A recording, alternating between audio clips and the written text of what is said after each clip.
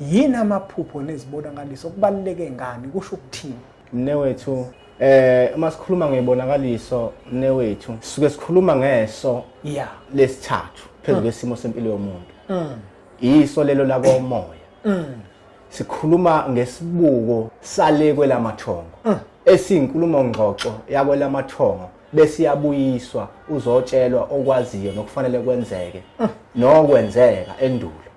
Ila utshelwa khona okwenzeka nokwenzeka manje nokufanele kwenzeka utshelwa kwelamathongo.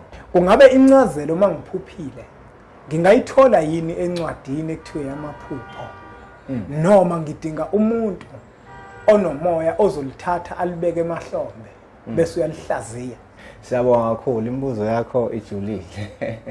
Cha mnewethu, injule yamaphupho nebonakaliso ngokwami akuyona into efuna ukuhlaziywa ngolwazi kunjalo, kodwa isimo njengoba abantu bengafani nje.